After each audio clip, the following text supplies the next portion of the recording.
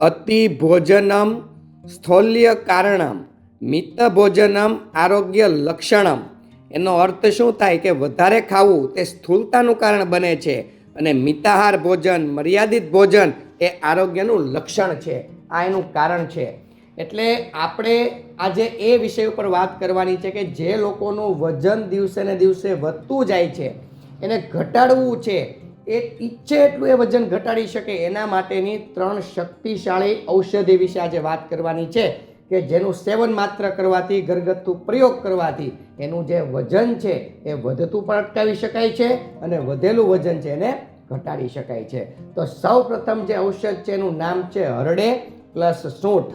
એટલે હરડે અને સૂંઠને મિક્સ કરીને એનું સેવન કરવામાં જો આવે તો તમને ખૂબ ફાયદો થાય છે. એમાં હરડે છે ને તે 80 ગ્રામ લેવાની અને 20 ગ્રામ સૂંઠ પાવડર બે મિક્સ કરી દેવાનું અને 100 ગ્રામ આ પાવડર તૈયાર કરી લેવાનો છે. હવે આને સેવન કઈ રીતે કરવાનું?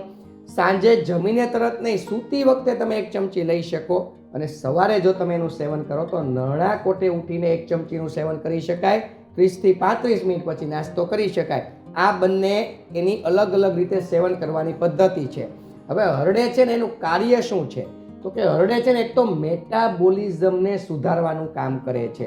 એટલે જે લોકોનું મેટાબોલિઝમ ખરાબ હોય એ લોકોનું વજન દિવસે ને દિવસે વધતું જાય છે.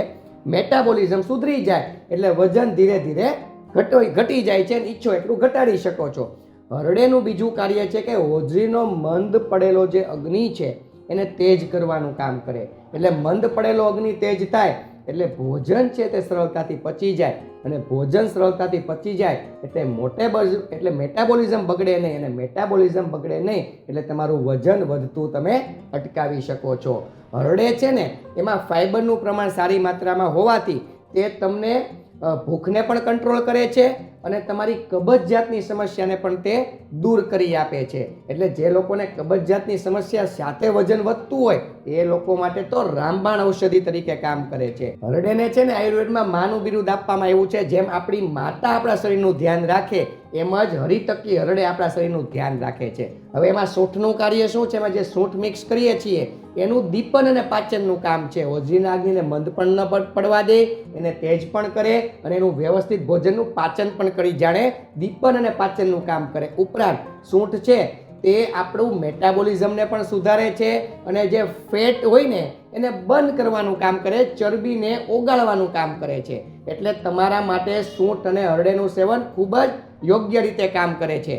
સૂંઠ અને હરડે એ બંને મિક્સ કરીને ચૂર્ણનું સેવન કરો એટલે ફેટ મેટાબોલિઝમ છે એને સુધરવું જ પડે છે અને વજન વધતું હોય એને અટકવું જ પડે છે અને ચરબીના કોષો છે એને ધીરે ધીરે ઓછા કરવાનું કામ, દૂર કરવાનું કામ આ દિવ્ય ઔષધિ કરે છે. હવે બીજા નંબરની જે ઔષધિ છે એનું નામ છે સરગવો. સરગવાનું સેવન તમે અનેક રીતે કરી શકો. સરગવાનું શાક ખાઈ શકો, સરગવાનું સૂપ પી શકો, સરગવાને તમે રોટલી બંધાતી હોય લોટ એમાં પણ સરગવાને મિક્સ કરીને એ સરગવાવાળી રોટલી પણ તમે લોકો ખાઈ શકો કે તમે કોઈ પણ રીતે તમે સરગવાનો પ્રયોગ કરી શકો છો. સરગવાનો પાવડરનું પણ સેવન થાય છે. હવે સરગવો છે ને એ શું કામ કરે? એ પણ મેટાબોલિઝમને બૂસ્ટ કરે, સુધારવાનું કામ કરે અને તમારી પાચન શક્તિ છે એને સુધારવાનું કામ કરે છે. અને સરગવો છે એ તમારા વજનને નિયંત્રણ રાખવાનું કામ કરે, કેમ કે ફેટ મેટાબોલિઝમ છે એને સુધારવાનું કામ કરે અને જે ચરબીના કોષો છે એને ઘટાડવાનું કામ કરે છે. એમાં તે ગુણધર્મ રહેલો છે. અને સરગવાનું સેવન કરવાથી તમને લાંબા સમય સુધી ભૂખ નથી લાગતી, ભૂખ કંટ્રોલ રહે છે. પરિણામે પેટ ભર્યું રહે એટલે તમે ઓછું જમો, માપે જમો એટલે વજન વધતું હોય એને આપણે કંટ્રોલમાં લાવી શકીએ છીએ. એટલે સરગવાનું સેવન તમે અનેક રીતે કરી શકો. એમ જે બપોરે છાશ પીવો છો એમાં સરગવાનો પાવડર થોડોક અમથો મસાલા તરીકે મિક્સ કરીને એનું પણ તમે લોકો સેવન કરી શકો છો. કોઈના કોઈ રીતે તમે સરગવાનું સેવન કરો એટલે તમારા વધેલા વજનને અટકવું પડે છે અને તમારું વજન તમે ઈચ્છો એટલું તમે ઘટાડી શકો છો. ત્રીજા નંબરની જે દિવ્ય ઔષધિ છે એનું નામ છે ત્રિફળા ગુગળ. એમાં હરડે, બહેડા, આમળા પ્લસ ગુગળ નામની વનસ્પતિ આ જ્યારે બધાનું મિલન થાય ત્યારે ત્રિફળા ગુગળ નામની ઔષધિનું નિર્માણ થાય છે. પરંતુ ધ્યાન શું રાખવાનું છે કે આનું સેવન તમારે તમારી જાતે નથી કરવાનું. તમારે તમારી શરીરની તાસીરને તપાસીને નિષ્ણાંત વૈદ્યની સલાહ સૂચન પ્રમાણે અને એની દેખરેખ નીચેનું સેવન કરી શકાય છે. પરંતુ એના ફાયદાઓ વિશે હું વાત કરું તો ત્રિફળા ગુગળ છે એ તમારા મેટાબોલિઝમને સુધારવાનું કામ કરે છે, ભોજનને પચવવા માટે પણ મદદ થાય છે, પ્લસ તમારી ફેટ મેટાબોલિઝમ છે એને પણ સુધારવાનું કામ કરે, ચરબીના કોષો છે એને બંધ કરવાનું કામ કરે છે, અને તમે ઈચ્છો એટલું તમે તમારું વજન આ ઔષધિ દ્વારા તમે ઘટાડી શકો છો. પરંતુ આનો પ્રયોગ તમારે વૈદ્યની નિષ્ણા અનુસાર જ કરવાનો છે. એટલે આ 3 દિવ્ય ઔષધિઓ છે જે તમારું વજન તમે ઈચ્છો એટલું તમે એના દ્વારા ઘટાડી શકો છો. સવાર સાંજ થોડીક ચાલવાની ટેવ પાડજો. સવાર, બપોરે ને સાંજે તમે યોગ્ય આહાર, ઘરગથ્થુ જે બનતું હોય ઘરે એ જ આહાર લેજો.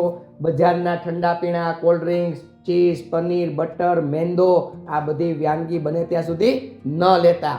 એટલે તમારું જે ટ્રાન્સફેટ છે, સેચ્યુએટેડ ફેટ છે કે અન્ય પ્રકારના કોઈ પણ ફેટ છે એ આપણા શરીરમાં સ્ટોર ન થાય અને તમે ઈચ્છો એટલું વજન ઘટાડી શકો. આપ સૌને મારા પ્રણામ. જય ધન્વંતરી.